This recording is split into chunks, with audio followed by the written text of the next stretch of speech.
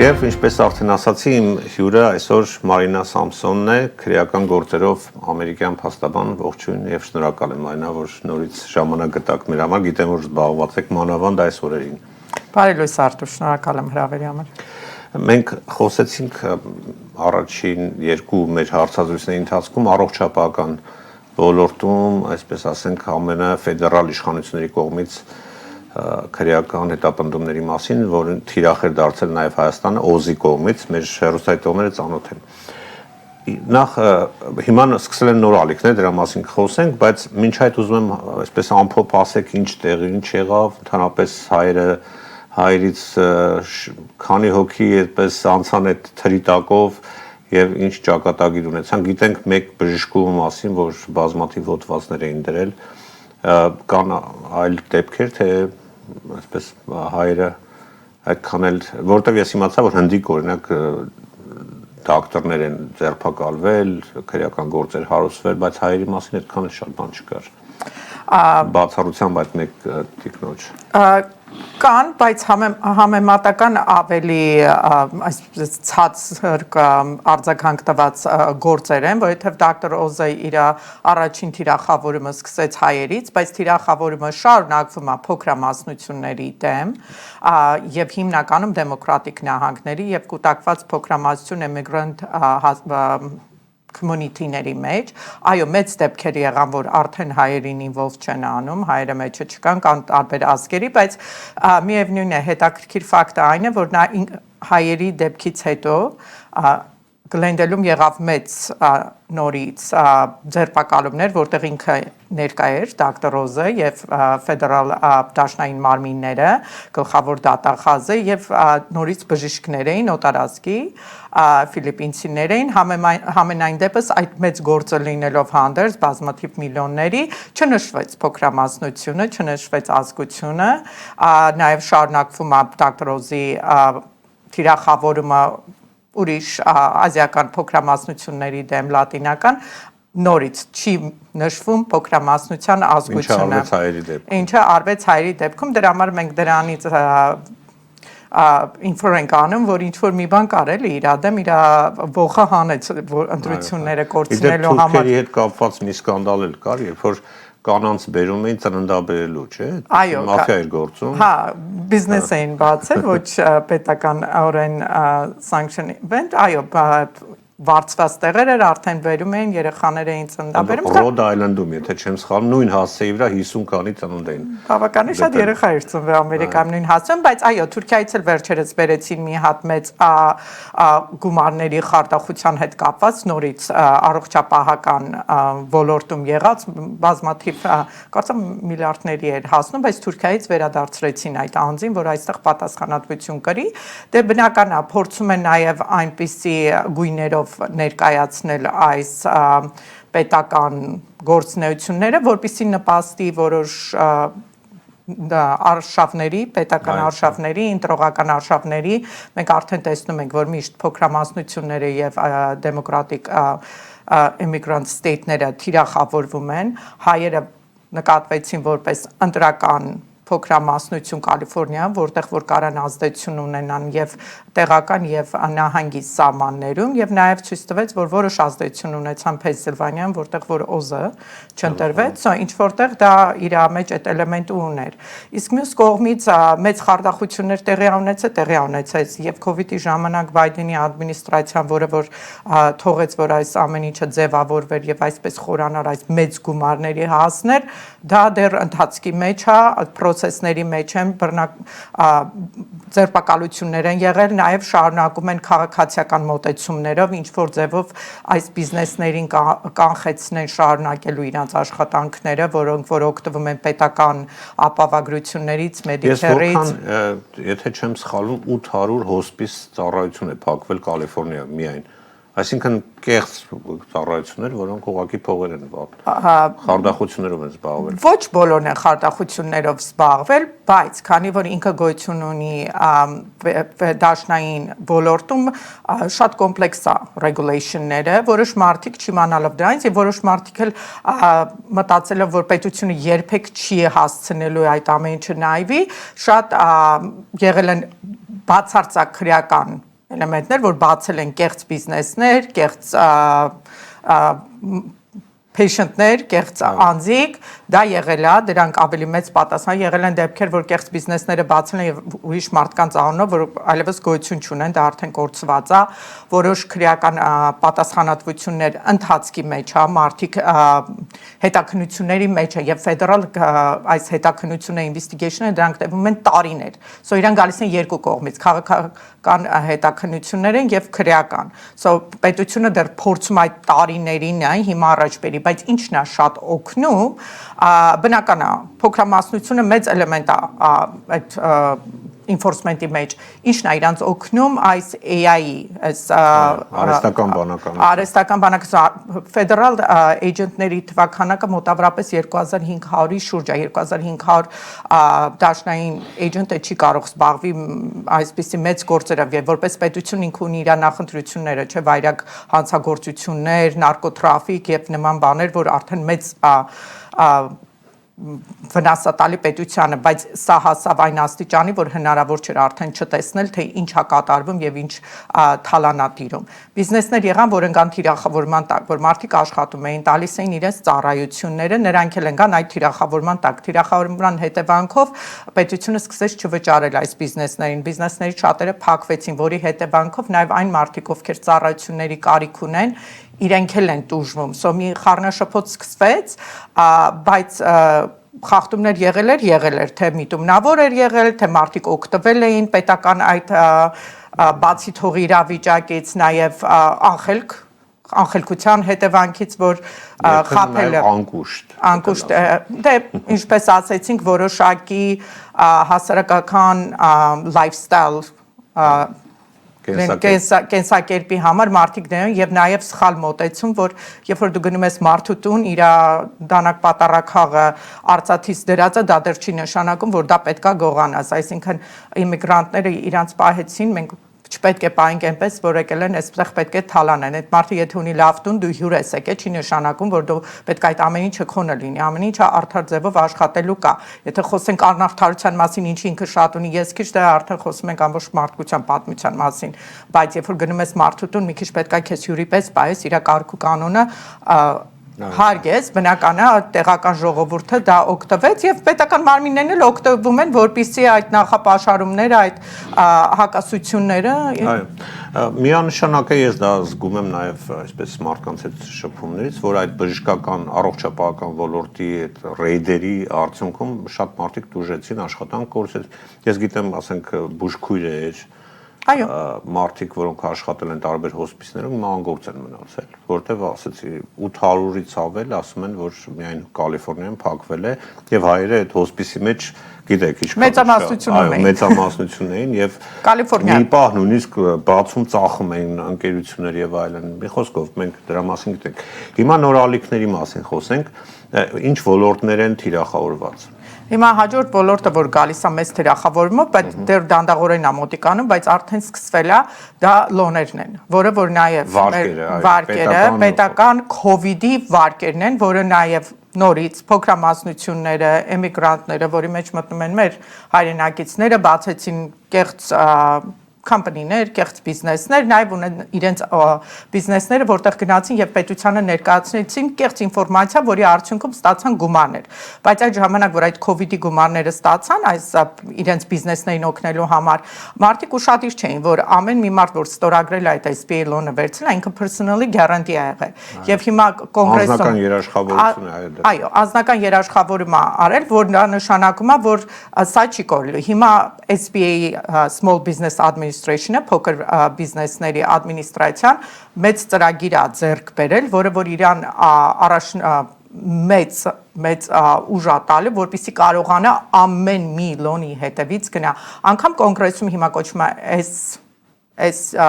68 օրենքը, որ ընթացքի մեջ է, արդեն ներկայացվել է, որպիսի ոչ մի COVID-ի loan suspension-ի չենթարկվի, այսինքն պետությունը եթե չսառեցվի։ Հիմա իրանք արդեն ուղղություն են տվել, որ 100,000-ից քիչ լոները COVID-ի ժամանակ ստացած, այդ վարկերը պետքա ուղարկվի IRS-ին, այսինքն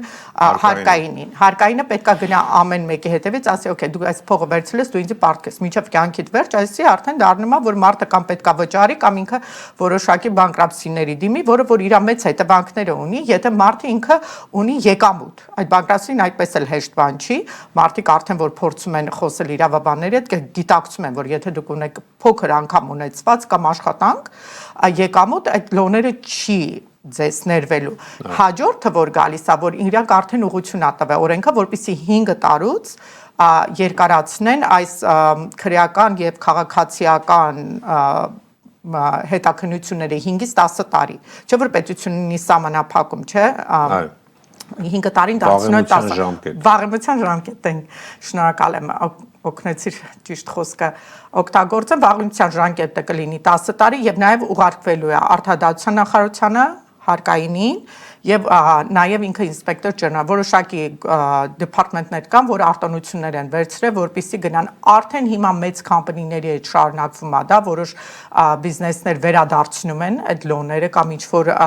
որոշակի ժամկետի վրա է դրվում, բայց դա չի ներվելու։ Հիմա հետևանքը լինելու է նա, երբ որ գնան փոքրամասններ կամ գան մեր ժողովրդի հետևից արդեն շատ մարդիկ ովքեր որ եկել են չեն գիտակցել օրենքը չեն հասկացել մեծ խախտումներ են արել եւ եթե մարդիկ ունեն էմիգրացիոն кейսեր ովքեր որ օրինական չեն դա միայն Աստված գիտի թե դրա հետևանքները ինչ կլինի բայց շատ կարեւոր է եթե մարդիկ վերցրել են օրինական լոներ չթողնեն դա այդպես կապնվեն հարկայինի խոսեն եթե վերցրել են ես իմ մոտ այնպեսի տպավորություն է որ 90% հայերի վերցրել են վերցրել են անգամ մարդիկ բացել են սովորական բիզնեսներ, կույրը կորին առաջնորդել է, մի կեստոկոս ավել խելքով մարդ, որ գիտեր ինչպես կարելի է company բացել, գրանցել եւ հարկայինի հաշվի համար վերցնել եւ կեղծ թղթերով, կեղծ բանկային թղթերով, կեղծ հարկային գալու են այդ մարդկանց հետ։ Անպայման, որովհետեւ հիմա տեսեք նախկինում ինչ է եղել ամբողջ ձեռքով մարդու կողմից է, չէ՞, այդ հետաքննություններն իրականացվել, կարող է տարիներ տևի, որ այս թուղթերը այդ համադրեն, նույնիսկ շատ աչք են փակել։ Հիմա ինչ է փոխվել դրա մասն եմ ուզում հարցնեմ, նոր տեխնոլոգիաներ եւ արհեստական բանականություն։ Որը ոչ շատ արագացան։ Palantir-ը հենց SBA-ն է վերցրել փոքր բիզնեսները, դա այնպիսի մի ծրագիր է, որ րոպեների ընթացքում կարաֆլագանի բացի եւ ցույց տարիների ընթացքում մարդը չէր դա հնարավոր չէր, մարդկային ուժերով դա հնարավոր չէր անել, դրա համար հարկայինը այդքան հետ էր, գալիս էին 5 տարվա առաջվա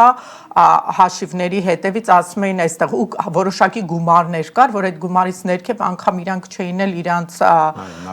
նայում։ Հիմա դա այդպես չէ, անգամ 100,000-ից ներքևը պետք է այս նամակները գնա, մարդիկ պետք է սկսեն վճարել։ Եթե չվճարեն, արդեն իրանց վրա կգա փորձեն իրանցից վերցնել իրանց հարկային հաշիվներից, իրանց բանկային հաշիվներից։ Սո դրա համար շատ կարևոր է, որ մարդիկ այդ թուղթերը չգցեն, կապնվեն հարկայինի հետ եւ փորձեն այդ գումարները դնել որոշակի ամիսների վրա եւ վերադարձնել, որպեսզի այդ վանք չէ։ Ինչը որ եղել է կեղծիքով, դա արդեն պետքա տեսնենք ու քրեական կգնա, եթե հնարավոր է այդքան շատ քրեական գործի հետևել, դա կապ կունենա գումարից։ Գումարը եթե մեծ է, մեծ քրեական գնա, բայց նաև կարող է դա ուղարկվի, չէ՞ որ իրանք դաշնային դեպարտամենտներ են, իրանք մեկը մյուսի հետ հիմա արդեն կապ ունեն, առաջները մեկը մյուսի հետ կապ չունեն։ Այս մեկի կոմպյուտերը մյուսի կոմպյուտերի ժամանակին այդպես էր։ Հիմա Կալիֆոռնիայում ուրիշ սիստեմ էր, ֆեդերալ իշխանությունում ուրիշ սիստեմ էր եւ իրենք չէին կարողանում ինֆորմացիան համադրել։ Հիմա ինտեգրացիա է գնում։ Հետո ազգային անվտանգությունն է ներգրավել ամեն ինչում Homeland Security-ին, քանի որ այս ադմինիստրացիայի համար էմիգրացիոն դա կարևոր բան է, սո իրանք փորձում են ամեն ռեսուրս օգտագործել, ամեն տեսակի դա կլինի լոները, դա կլինի պետական նպաստների կեղծ ձևով ձեռքբերումները ամեն ինչը փորձում են օգտագործել, որպեսզի այդ immigrant community-ներին թիրախավորեն եւ իրան այստեղից դուրս վտարեն մարդկանց։ Այսինքն սա առիթ է նաեւ դեպորտների եւ այլն։ Իհարկե, եթե քրեական գործ հարուցվեց, այդ դեպքում արդեն ցույց է տալի պետական առաջներում անգամ եթե ընթացիկ հետաքննություն էր, էմիգրացիոն մարմինները անգամ տեղյակ չէին լինում։ Հիմա եթե մարդ ասենք FBI-ի հետաքննության տակ կամ որևիցե ուրիշ կազմակերպության կլինի SBA-ի Inspector General, ինչ որ ձևով արդեն տեղյակ են լինում։ Սա այն մարդիկ, ովքեր որ հետաքննության տակ են,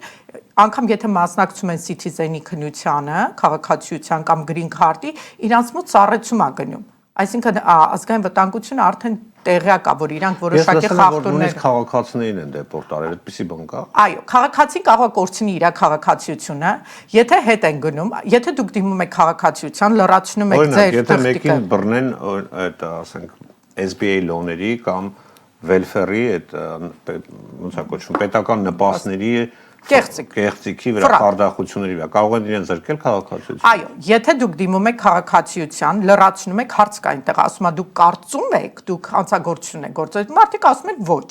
Երբ որ հանցագործությունը ապացուցում է, որ այդ քաղաքացիությանը դիմելուց 2 տարի առաջ դուք ունեիք հոսպիս բիզնես կամ ստացել եք որոշակի նպաստ, որի համար դուք դատվել եք, հիմա եք դատվում, ասում է ժամանակին, որ դու դիմել ես, դու մեզ խաբել ես, դու արդեն քրեական հանցագործության մեջ ես եղել։ Եվ ամենալավագույն մեծ օրինակը, եթե հիշեք քրեական աշխարհի կարկառու դեմքից մեկը Ամերիկայում, որ ինքը դեպորտի ենթարկվեց, պարոն Արմեն Ղազարյան։ Իրան այդ դեպով ասացին, որ դու երբ որ դիմել ես քաղաքացիության այստեղ, արդեն այդ ժամանակ դիմելուց այդ անկետան լրացնելուց դու արդեն եղել ես քրեական ինչ-որ գործունեության մեջ, սո մենք քո ձեռքից վերցնում ենք։ Սո հիմա այդ ձևով են մոտիկանում, եթե մարդը դիմել է քաղաքացիության, այդ հանցագործությունը կապ չունի դա ապացուցված է թե ոչ, Արթուր, հանցագործության ակտերը կամ գործունեությունները տեղի ունեցել այդ անկետան լրացնելուց առաջ, պետությունը իրան իրավունք է վերապահում, որ մարդուն զրկի քաղաքացիությունից, մարդը զրկվեց քաղաքացիությունից եւ դա ծանր հանցագործություն է համարվում, որոշակի գումարներ բարձր, արդեն էմիգրացիոն ինֆորսմենտ է սկսում, մարդուն կարան վտարեն։ Դա կլինի մասսայական, շատ ավելի ինչ ենք տեսնում, որտեղ որ քրեական էլեմենտները ավելի շատ է վայրակ քրեական, ասենք ռեկետը, թմրանյութերը, որոշ բաներ, որ ոչ միայն կեղծիքի հետ գործ ունի, որովհետև երբեմն այս էլեմենտները իրար հետ կապնվում են, այսինքն այն մարդիկ, ովքեր որ թմրանյութերի գործի մեջ են, ոչ պետականորեն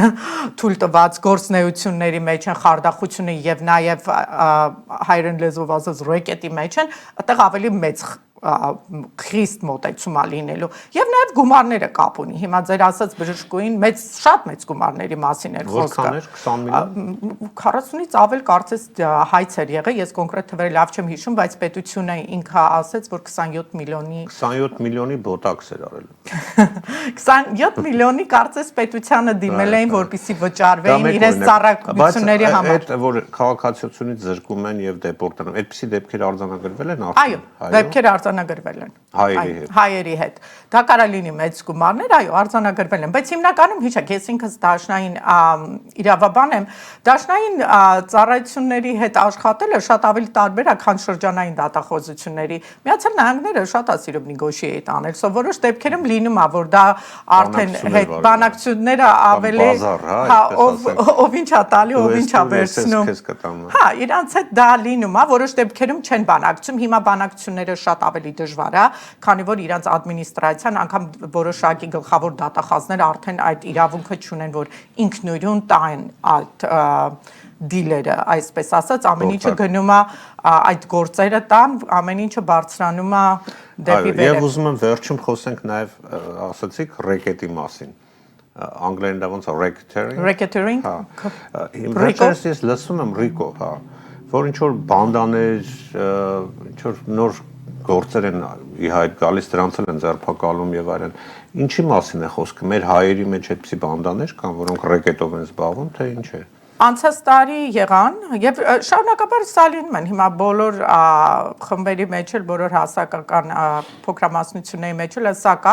սո դեպքերը այնպեսին է կարծես 90-ական թվականներն է Մոսկվայի եւ Հայաստանի որ որոշակի խմբեր գնում են եւ մարդկանցից ռեկետ են անում փորձում են մարդկանց վրա